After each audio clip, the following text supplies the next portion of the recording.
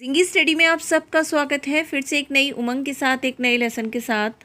Today lesson is all about daily use phrases with example. So without delay let's get started. आज का first phrase है give a cold shoulder. इसका मतलब होता है act rudely to someone और to ignore someone. किसी को देखकर अनदेखा करना। फॉर एग्जाम्पल, मैं नहीं जानती कि वो मुझे देखकर अनदेखा क्यों कर रही थी। I don't know why was she giving me a cold shoulder. Let's take another example of this phrase. जब अध्यापक ने मेरी प्रशंसा क्लास में की तो मेरी क्लास के सभी छात्र मुझे अनदेखा कर रहे थे। When teacher praised me in the class, every student of my class were giving me a cold shoulder. Move on to our next phrase. In quest of. It means to search something. किसी चीज़ को खोजना। For example, मेरा पीछा मत करो, मैं शांति की खोज में जा रही हूँ। कभी कभार ऐसा कह देते हैं ना कि मुझे शांति में रहने दो या मैं शांति की खोज में जा रही हूँ, तो कह सकते हैं don't follow me, I am going in quest of peace. इसी का एक और एग्जाम्पल है, वह नौकरी की तलाश में इधर उधर भटक रहा है। He is wandering here and there in quest of job. आज का नेक्स्ट फ्रेज है down in flames. It means to fail terribly और कंप्लीटली र्यून्ड। किसी का पूरी तरीके से बर्बाद हो जाना या असफल होना भयानक तरीके से। फॉर एग्जाम्पल, वह अपने बिजनेस में पूरी तरह से असफल हो गया। He went down in flame in his business. इसी का एक और एग्जाम्पल है, तभी उसने बहुत सारी चुनौतियों का सामना किया लेकिन फिर भी वह अपने करियर में असफल हो गया। Even though he faced many challenges Still he went down in flames in his career. आज का नेक्स्ट फ्रेज है hang in there. इसका मतलब होता है stay strong in difficult situation. कठिन से कठिन परिस्थिति में खुद को मजबूत रखना, मजबूत बने रहना।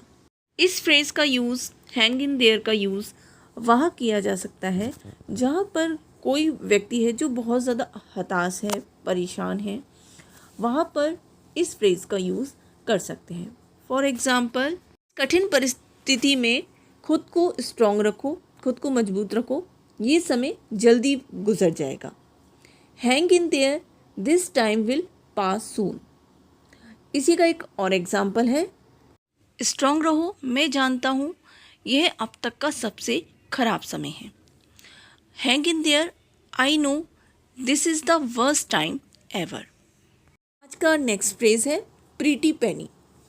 It means very expensive. For example, मैं निश्चित हूँ कि इस घर की कीमत बहुत ज़्यादा है।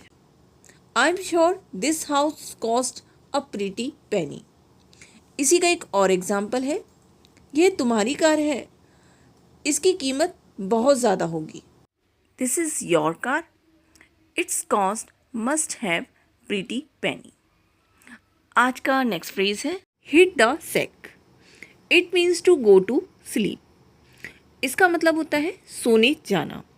फॉर एग्जाम्पल, मैं सुबह से काम कर रही हूँ, अब मैं सोने जा रही हूँ।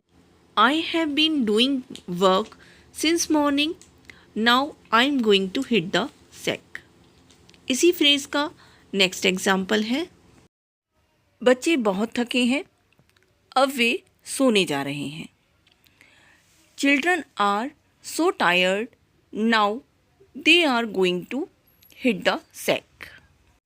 आज का नेक्स्ट फ्रेज है under a cloud. It means suspected of something. इसका मतलब होता है किसी चीज़ पर संदेह करना। फॉर एग्जाम्पल, मैं अभी भी संदेह में हूँ कि वह आएगी कि नहीं।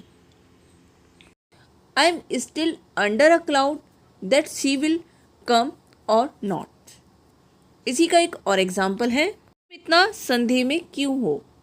Why are you under a cloud? है get off on the right foot. It means to start a relationship well. किसी से अच्छा रिश्ता बनाना. फॉर एग्ज़ाम्पल, मैं अपने नेबर से, पड़ोसी से एक अच्छा रिश्ता बनाना शुरू करना चाहिए. You should get of on the right foot with your neighbour. इसी का एक और एग्ज़ाम्पल है. उसने अपने कलीग से एक अच्छा रिश्ता बनाया. He got off on the right foot with his colleague. यदि आज की क्लास अच्छी लगी हो और इससे कुछ सीखने को मिला हो तो लाइक शेयर सब्सक्राइब करना ना भूलें. मिलते हैं नेक्स्ट क्लास में.